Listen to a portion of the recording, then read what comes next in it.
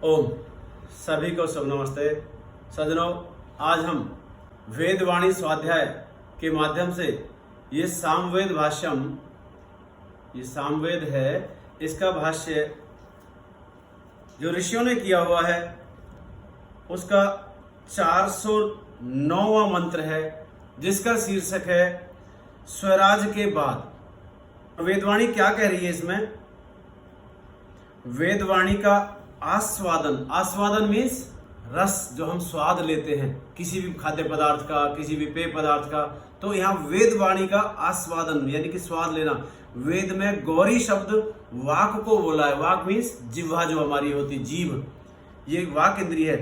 वाक का पर्यायवाची है वाणी। अन्य इंद्रियों की भी प्रतिनिधि है वाणी। बहुत सारी इंद्रियों, मान लीजिए पैर में कांटा लग गया तो पैर नहीं बताएगा मुझे कांटा लग गया। आंख में कुछ चुभ गया, तिनका गिर गया तो आंख नहीं बताएगी मुझे गिर गया, वाणी ही बोल के बताएगी। तो वाणी सब इंद्रियों का भी प्रतिनिधित्व करती है। तो अग्नि ही तो वाणी का रूप धारण करके मुख में प्रविष्ट हुई है। यह अग्नि देवताओं का मुख व द्वार है। यह उन सबका अग्रणी है। अग्रणी मीन्स सबसे आगे चलने वाली है वाणी, जो है हमारी जिह्वा जो है। एवं वाणी अन्य सब इंद्रियों का प्रतिनिधित्व करती है।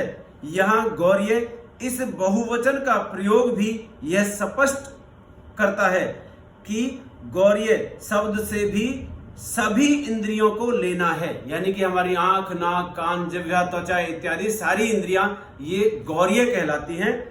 इन इंद्रियों के लिए कहते हैं कि मेरी सब इंद्रियां शुद्ध बनी हुई, सचमुच आनंद देने वाली सर्वव्यापक प्रभु के मधु रूप, मधु मीन्स शहद जैसा जो होता है, मधु रूप अत्यंत सारभूत, जो बिल्कुल सार है, सार सार को कही रहे, थोथा दे उड़ाए, अत्यंत सारभूत वेद जान का पान करती हैं। वेद जान रस वाला है। यह मंत्र कह रहा है कि वेद जान रस वाला है, इसमें रस आता है। यह अनुभव प्रत्येक स्वाध्यायशील व्यक्ति का होता है। जो व्यक्ति वेदों का स्वाध्याय करते हैं या और किन्हीं ग्रंथों का स्वाध्याय करते हैं, उनको उनमें रस आने लगता है, आनंद विभोर हो जाते हैं। तो प्रत्येक स्वाध्यायशील व्यक्ति का होता है। प्रारंभ में अगम, यानी कि ये ऐसी लगती है कि इन तक जाया नहीं जा सकता। अगम मीन्स वो रास्ता जो जहां पे जाना पहुंचना मुश्किल हो जाता है।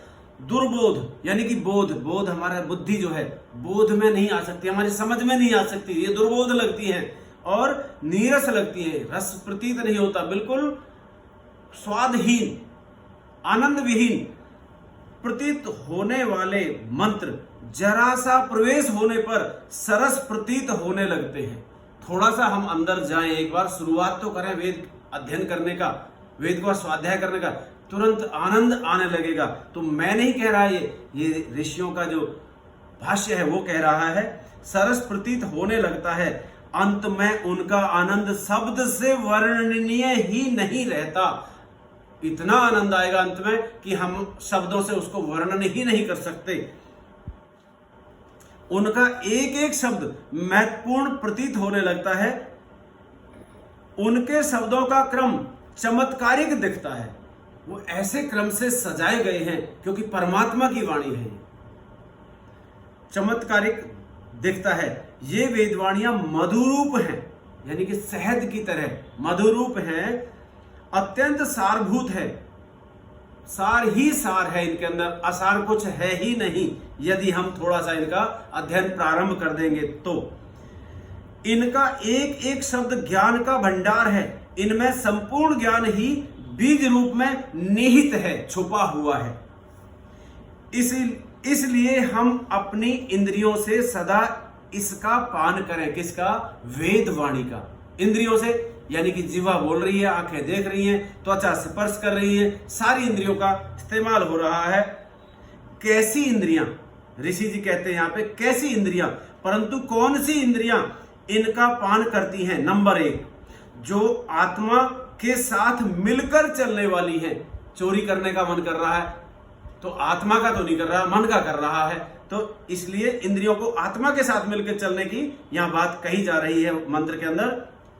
नंबर 1, जो आत्मा के साथ मिलकर चलने वाली हैं। जब इंद्रियां आत्मा से दूर प्राकृतिक भोग्य पदार्थों में, जो प्राकृतिक भोग्य पदार्थ हैं, मैं उनकी चर्चा यहां नहीं करना चाहूंगा। जो प्रकृति में बहुत सारे ऐसे पदार्थ हैं जो हमें लेने नहीं चाहिए, जिनसे बचना चाहिए, जिनमें राजसिक गुण है, जिनमें तामसिक गुण है, उनसे बचना चाहिए। सात्विक पदार्थों की यहां बात हो रही है। तो आत्मा से दूर प्राकृतिक भोग्य पदार्थों में विचरती हैं, तब उनके लिए वेदवाणियां रुचिकर नहीं होती। जब वो राजसिक हो जाती है, तामसिक हो जाती है, अनाप शनाप कुछ खाने वाली होती है, अनाप शनाप विषयों में रमण करने वाली होती है, भ्रमण करने वाली होती है, उनकी तरफ जाने वाली, आकृष्ट होने वाली होती है, तब वह उन्हें रुचिकर नहीं होती। नंबर 2, जो शक्तिशाली हैं, आत्मा के साथ विचरने के कारण भोग मार्ग पर न जाने का परिणाम है कि ये शक्तिशाली बनी हुई हैं। यदि आत्मा के साथ रहेंगी तो ये परिणाम आएगा। नंबर 3, जो हर्षित होती हैं, एक एक इंद्रिय जब शक्तिशाली होती है तब जीवन में एक उल्लास होता है, एक उमंग होती है, एक आनंद होता है, एक जोश होता है। नंबर 4, उस समय ये इंद्रियां शक्ति, उल्लास व शक्तिजन्य उत्तम कर्मों से शोभा वाली होती हैं, ये चमकती हैं। इसी दिन इनका देव नाम सार्थक होता है।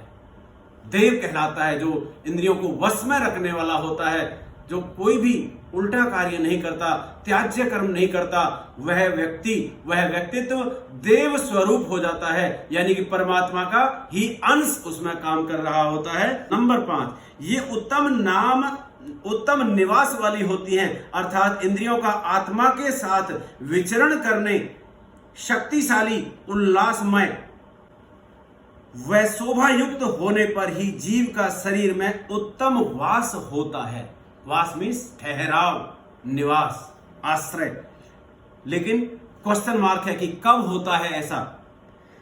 अब प्रश्न यह है कि इंद्रियां ऐसी बनेंगी कब, ये प्रश्न चिन्ह लगा हुआ है।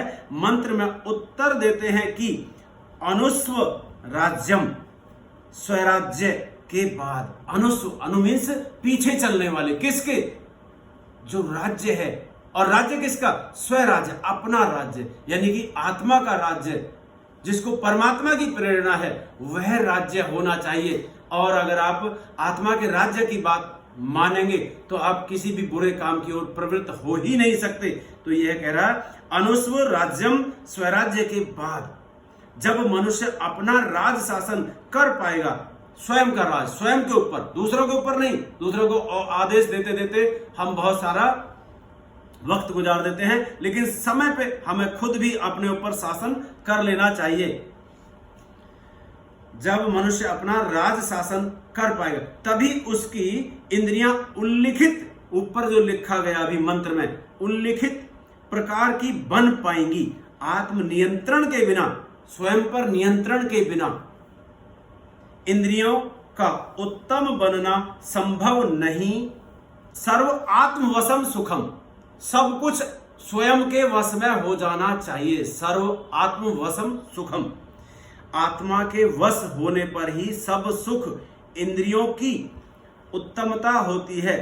आत्मा के वश होने पर ही सब इंद्रियों की उत्तमता होती है। स्वाधीनता में ही आनंद है। स्वराज्य, आत्म संयम, सेल्फ कंट्रोल के बाद इस उल्लास व हर्ष का अनुभव करने वाला संवद, सम्मद मीन्स मद के सहित, हर उत्तम हर्ष वाला इस मंत्र का ऋषि है। सब विषयों को त्याग कर ही यह ऐसा बना है, यानी कि मंत्र जो है, मंत्र का जो ऋषि है वो संवद है, और वो इन सब विषयों को, इन सब वासनाओं को त्याग कर ही ऐसा बना है, यानी कि आत्म संयम के बाद ही, आत्म स्वराज्य के बाद ही। और त्यागने वालों में भी प्रथम स्थान में गणनीय होने से राहुगण है। त्यागने वालों में भी सर्वश्रेष्ठ यानी कि उत्तम स्थान पाने के कारण यह गणनीय होने से राहुगण है। भावार्थ है इस मंत्र का, आत्म संयम से मैं इंद्रियों को आत्मा के साथ विचरने वाला बनाकर इनसे वेद वाणियों का रस लेने वाला बनूं। तो वेद का यह मंत्र का भाव दिया है ऋषि ने। ऋषि सम्मदो राहुगण, देवता इंद्र हैं, छंद पंक्ति और स्वर पंचम। यह आज का मंत्र हमारा पूर्ण हुआ। और आप सबने ध्यान पूर्वक सुना समझा। सभी को शुभ नमस्ते, धन्यवाद।